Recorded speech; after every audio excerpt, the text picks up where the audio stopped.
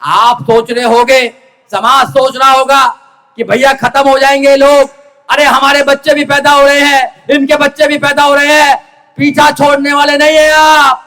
एक सम्राट अशोक था, जब वो सम्राट अशोक था तो चक्रवर्ती राजा था, और एक सम्राट अशोक के साथ साथ में लाखों करोड़ों हमारे सम्राट अशोक हैं यहाँ पर। आप बाबा साहब डॉक्टर अम्बेडकर है, आप मानव काशीराम साहब है, आप बहन जी है, निकलिए देश के अंदर, आप अपनी विचारधारा को फैलाइए, कोई रोकने वाला आपको पैदा नहीं हुआ। मैं आपको वादे से कहता हूं, अगर ऐसा माहौल आ जाएगा तो सुजीत सम्राट कभी अपने पीछे झाड़ू नहीं बांटेगा, वो गर्दन तो कटवाएगा मगर गुलामी कभी सहन नहीं करेगा।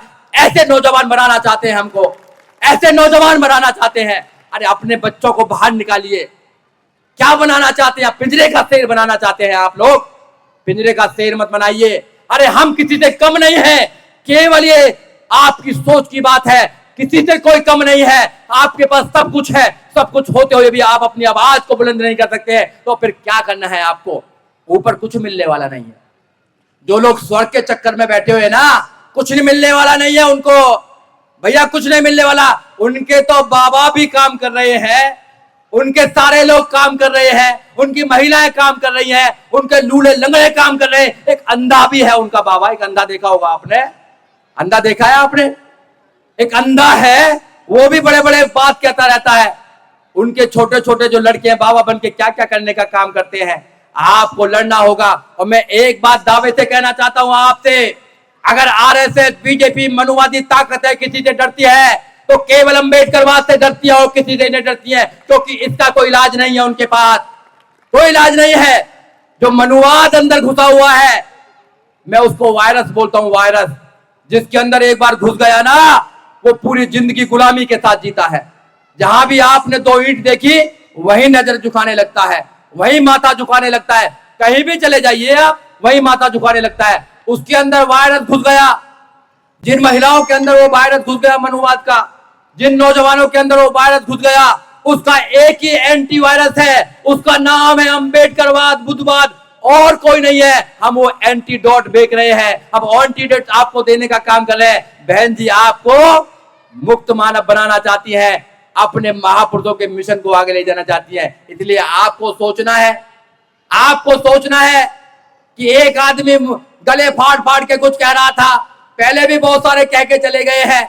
आप सोच रहे होगे, समाज सोच रहा होगा कि भैया खत्म हो जाएंगे लोग, अरे हमारे बच्चे भी पैदा हो रहे हैं, इनके बच्चे भी पैदा हो रहे हैं, पीछा छोड़ने वाले नहीं है आप। एक सम्राट अशोक था, जब वो सम्राट अशोक था तो चक्रवर्ती राजा था, और एक सम्राट अशोक के साथ साथ में लाखों करोड़ों हमारे सम्राट अशोक हैं यहाँ पर।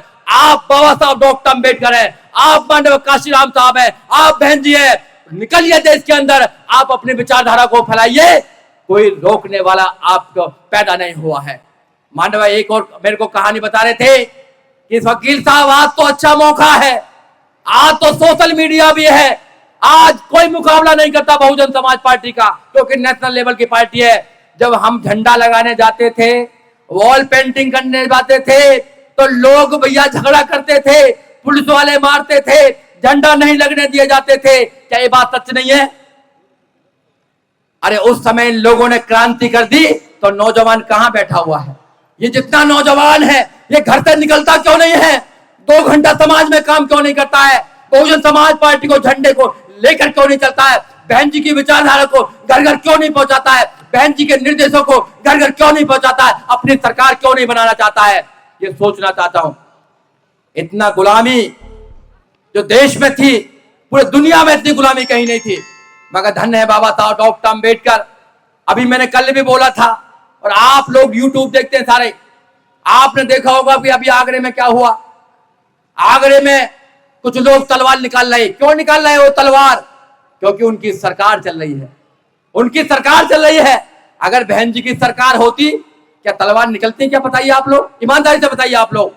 तो लोग कहते हैं तलवार निकाल रहे, तो मैंने कहा कि निकाल लो उनको, तलवार निकालने दो, बांटने दो तलवार। आप अपने बच्चों को कलम और किताब बांटिए, आप अपने बच्चों को IAS, PCS, doctor, engineer, professor, जज, वकील बनाइए, उनको वोटिंग के लिए उनको तैयार कीजिए, उनको बताइए कि हमारी पार्टी कौन सी है, हमारी नेता कौन सा है, बात बन जाएगी। ये देश अब तलवारों से नहीं जीता जाएगा, ये देश अब तलवारों से नहीं चलेगा, क्योंकि इनके बाबा ने संविधान बना दिया है। इस देश में बहुत लड़ाई हुई, इस देश में बहुत सारे लुटेरे आए, इस देश को लूटा, इस देश को गुलाम बनाया, मगर जब से बाबा साहब डॉक्टर अम्बेडकर का संविधान लागू हुआ है, आपको पढ़ने का और लड़ने का अधिकार मिला है।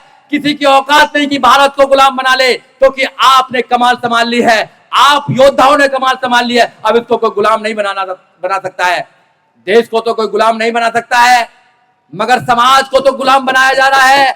अरे हमें उसकी लड़ाई लड़नी है, क्योंकि बाबा साहब डॉक्टर अम्बेडकर ने कहा है कि अगर देश के और मेरे बीच में किसी को चुनना पड़ेगा तो मैं देश को चुनूंगा, और अगर देश के बीच में और समाज के बीच में किसी को चुनना पड़ा तो मैं अपने समाज को चुनूंगा, जो सदियों से बिछड़ रहा, सदियों से वो संविधान के माध्यम से उनको अधिकार नहीं मिले हैं, मैं उनको चुनने का काम करूंगा। इसलिए आप लोगों के सामने जो स्थिति है उसको समझना पड़ेगा साथियों, और समझकर अपनी पार्टी को मजबूत करना पड़ेगा, क्योंकि पार्टी आपकी केवल एक ही पार्टी है, उसका नाम है बहुजन समाज पार्टी। उसकी एक नेता आदरणीय बहन कुमारी मायावती, उसको मजबूत कीजिए, अपनी सत्ता स्थापित कीजिए, अपने बच्चों के अधिकारों को आप स्थापित कीजिए, जब ये बात बन पाएगी।